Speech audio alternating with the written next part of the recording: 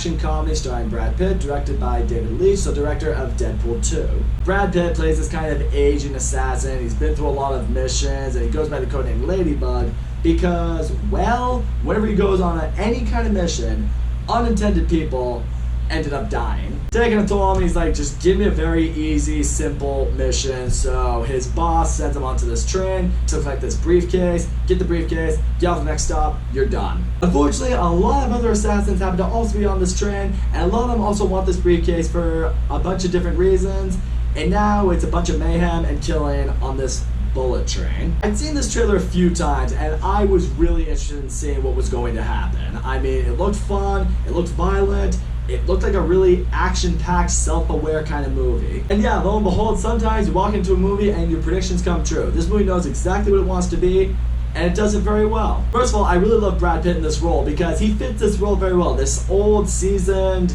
kind of wants to be done with it assassin. But I do like seeing that he does have a lot of bad luck on his side. I mean, he is being assigned a very simple mission, but of course, during this mission, there are people everywhere on this train out to kill him because of a fucking briefcase. People he doesn't recollect, people he doesn't know. It's just like, why does this always keep happening to me? The rest of the cast does a really good job too. Joey Kane, I really liked her role in this movie. It's not used to what I've seen of her. She plays kind of a very villainous, slimy kind of role in this movie, and she plays it very well. Also, two standouts in this movie, Brian Tyree Henry and Aaron Taylor Johnson. These two fucking kill it in this movie. They play these twins, they're partners, they're brothers in this whole thing, and the banter between them and the chemistry between them is just off the charts. They're shit-talking each other, they're shit-talking everybody on this train. They deliver such funny, iconic lines between the two of them. They're two really experienced assassins, and sometimes they work very well as a team, but a lot of the times they're not entirely on the same, wavelength. It's just... and at least a bunch of nonsense. But every scene with them, I'm either laughing my ass off or I was having time in my life.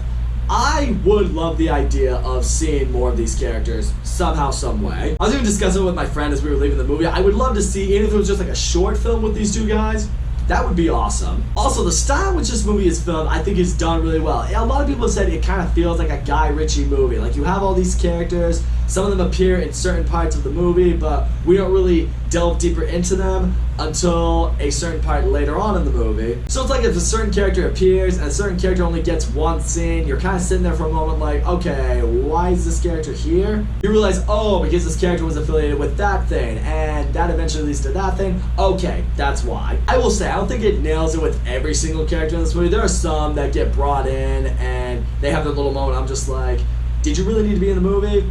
I don't think so. Also, does the movie have fun action? Definitely. Does it have funny moments? Oh yeah. I don't think all of them hit with me to the level that I wanted them to, though. I think sometimes they go for more bloody than they do really well done action. Don't get me wrong, I love seeing brutal death in movie. I'm sick like that. I would have liked to have seen it be part of bigger, grander action in this movie. I will say this back to you. I do think the finale in this movie is really entertaining when the shit's really going down and really finally all the characters come together for that final conflict. That part's really entertaining. That part is a lot of fun, but I do think the ending does get drawn out a little more than it needs to. And the movie's around 2 hours. I think to myself, could it have been an hour and a half and be, dare I say, better? Possibly. I think Hollywood sometimes gets trapped in this mindset. It's like, nope, the cutoff for a movie is 2 hours, nothing less than that. No, you can give a really good 90-minute movie. But all in all, Bullet Train, I had a really good time with it. Cast does a really good job. Really loved some of the dynamic between a couple of the characters in particular. Loved the way it told its story. I loved seeing how each character, or most of them anyway, found a way to matter and really be relevant to the story. Has a lot of fun, brutal action, has some really funny moments along the way. Not all of it completely sticks. I do think some characters were just thrown in here for the sake of having an actor in the movie. I do think the movie was drawn out a little bit more than it needed to. But in the end, this is a fun, funny action movie. And it's one that's worth seeing in theaters. If you and your friends are looking for something to just go and have a good time with, this is one to do so. Absolutely. So that's all I gotta say, guys. Thank you so much for watching my video. And as always, don't forget to leave a comment, like, subscribe. And I'll see you all next time.